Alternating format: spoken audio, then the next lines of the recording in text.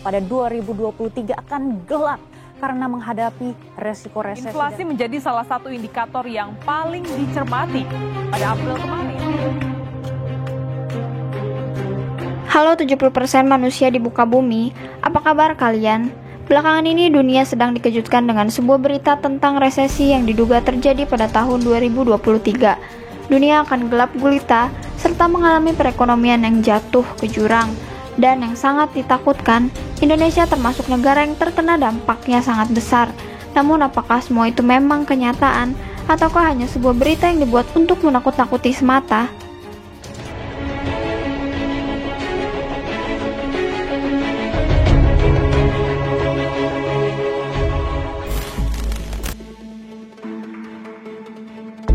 Sebelum kita berbicara lebih jauh tentang resesi, mari kita kupas pengertian resesi sendiri.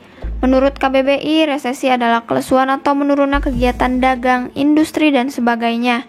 Sementara menurut Wikipedia, resesi merupakan penurunan aktivitas ekonomi yang signifikan dan berlangsung selama berbulan-bulan atau bertahun-tahun.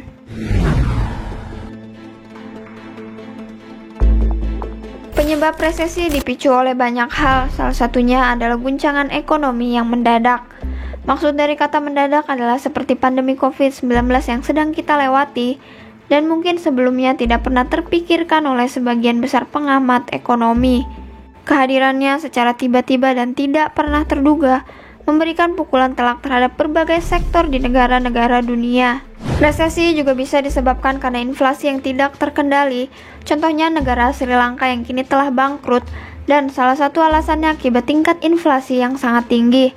Tidak hanya itu, Turki juga mengalami inflasi yang kian memburuk, bahkan nyaris menyentuh angka 70% sampai menembus rekor tertinggi dalam kurun waktu 20 tahun terakhir. Hal ini membuat Turki terancam resesi karena mata uang lira jatuh ke posisi terendah sepanjang masa.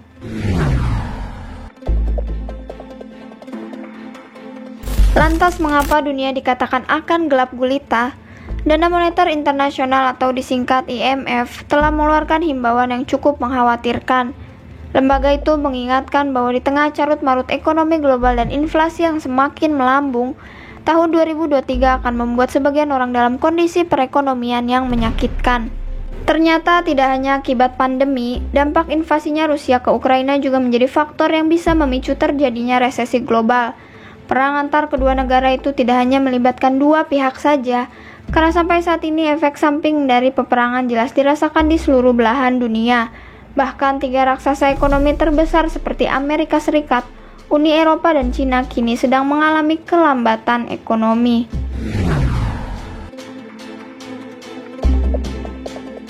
Rusia yang menjadi salah satu produsen dan pengekspor bahan bakar fosil terbesar, saat ini mendapatkan banyak sanksi dari Amerika dan Uni Eropa berupa pemblokiran bank Rusia dari sistem SWIFT, yaitu jaringan yang digunakan bank untuk melakukan transaksi dalam perdagangan secara global. Dan pemutusan itu menyebabkan gangguan yang besar bagi negara itu sendiri karena akan mempersulit lembaga keuangan ketika membayar maupun menerima dana dari luar negeri.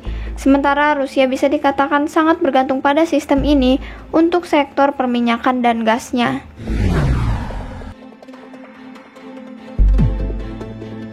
Jika Rusia saja memiliki dampak yang negatif, negara lain juga sama ruginya, terkhusus bagi Uni Eropa yang sejatinya merupakan mitra dagang terbesar Rusia. Blok tersebut sangat bergantung pada Rusia untuk kebutuhan gas, sehingga pemblokiran ini akan menciptakan kekacauan, bahkan sebuah bencana. Memang Arab Saudi dan Uni Emirat Arab yang menjadi opsi berikutnya akan menyediakan bantuan, namun kembali lagi, kondisi pemulihan pasca pandemi membuat suplai energi dan pangan yang dibutuhkan sangat banyak, tetapi tidak disertai sisi persediaan yang mencukupi. Maka jika adanya gangguan pada rantai pasokan dunia, jurang resesi hanya akan menunggu waktunya. Mungkin terdengar masih sangat jauh dan tidak terpikirkan, namun faktanya sejumlah industri otomotif di Eropa sudah terkena dampaknya akibat perang yang terjadi sejak Februari silam. Contohnya, produsen mobil terkemuka di Eropa telah membatasi produksinya karena kurangnya pasokan bahan baku, lantaran Rusia dan Ukraina adalah pemasok komoditas penting bagi otomotif seperti gas neon, aluminium, platinum, dan palladium.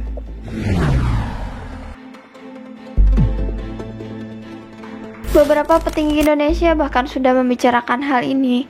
Salah satunya adalah Presiden ke-6 Susilo Bambang Yudhoyono.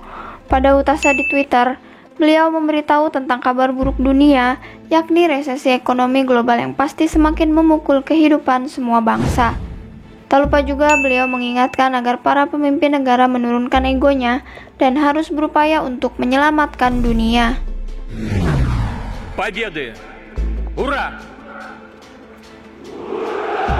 Selain itu, Presiden Indonesia Joko Widodo juga sudah membuka suaranya tentang krisis pangan yang mencapai angka 340 juta orang di 82 negara, di mana 19.700 orang meninggal setiap harinya disebabkan karena kelaparan. Dan itu semua tidak terlepas dari dampak peperangan yang ditaksir selesai dalam kurun waktu yang lama. Keadaan ini membuat para influencer berlomba mengingatkan tentang betapa gelapnya dunia di tahun 2023. Masyarakat Indonesia diminta berwaspada dan mempersiapkan dirinya untuk menghadapi kengerian dari resesi. Di mana segelintir pakar juga sepakat bahwa tak ada satu negara pun termasuk Indonesia yang akan lolos dari perlambatan ekonomi. Tetapi terlepas dari itu, tidak sedikit pula masyarakat yang menganggap bahwa hal ini hanyalah sebuah pernyataan yang menakut-nakuti.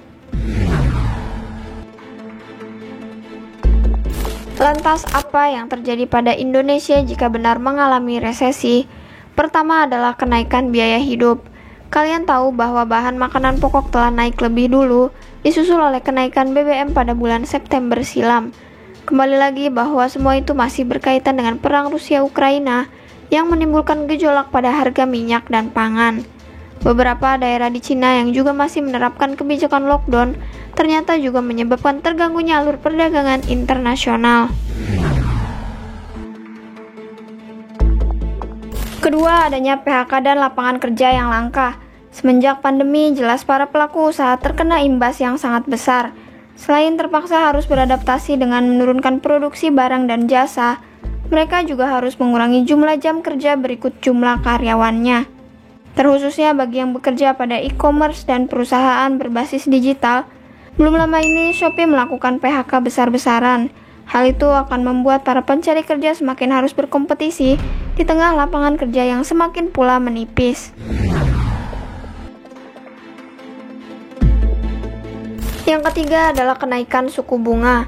Bank Indonesia baru-baru ini memutuskan untuk menaikkan suku bunga menjadi 4,75%.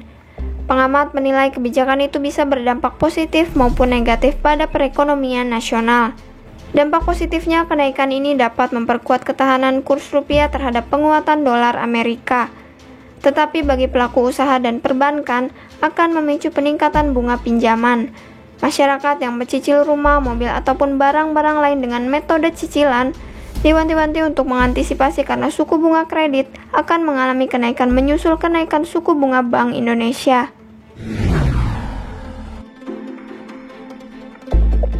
Kemudian dari ketiga dampak terburuk itu, apakah yang harus dilakukan oleh masyarakat Indonesia?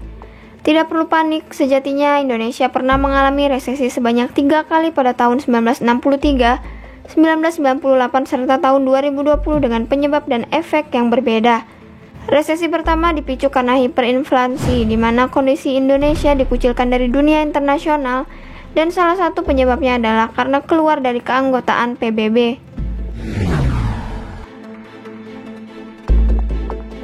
Tahun 1998, bangsa kita melewati krisis moneter yang merupakan momen paling menyedihkan bagi politik dan ekonomi negeri. Lalu di tahun 2020, kita diterjang oleh gelombang pandemi yang membuat dunia seakan berhenti beraktivitas karena krisis kesehatan dirasakan oleh semua kalangan masyarakat. Hingga sampai saat ini, Indonesia perlahan mulai pulih menuju ke arah yang positif. Faktanya juga kondisi ekonomi Indonesia cukup stabil dan sehat karena inflasi yang bisa dikatakan masih terkontrol. Inflasi yang rendah dan stabil ini merupakan prasyarat bagi pertumbuhan ekonomi yang saling berkesinambungan satu sama lain. Dikutip dari theconversation.com, sejumlah praktisi dan ahli ekonomi termasuk mantan Menteri Keuangan Chatib Basri meramalkan bahwa Indonesia relatif aman dari resesi tahun 2023. Karena kembali lagi ke penjelasan awal, Dampak peperangan antara Rusia dan Ukraina berimbas paling besar pada negara maju seperti di Eropa, Amerika, dan juga Cina. Должны знать, что ответ России будет незамедлительным и приведет вас к таким... Memang tidak ada salahnya untuk siaga pada kemungkinan terburuk. Namun daripada dihinggapi rasa ketakutan yang berlebih, alangkah lebih baik jika mempersiapkan diri sejak jauh-jauh hari.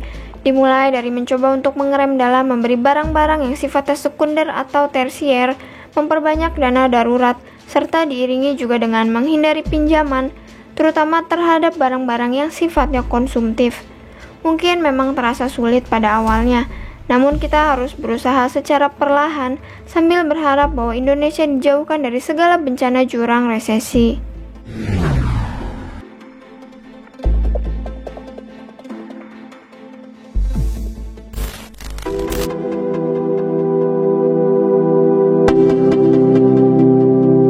Sampai di sini bisa disimpulkan bahwa kondisi suatu negara seperti sebuah rangkaian paralel yang saling bersambungan satu sama lain. Jika memang dampak buruk peperangan akan sebesar itu, maka dunia membayar harga yang sangat mahal atas sebuah perang. Dan apapun yang terjadi di tahun 2023 maupun seterusnya, kita tidak perlu takut karena masa depan adalah suatu hal yang harus dihadapi. Semoga ada pesan yang bisa diambil dari video ini. Jangan lupa untuk like dan komen. Sampai berjumpa di video berikutnya.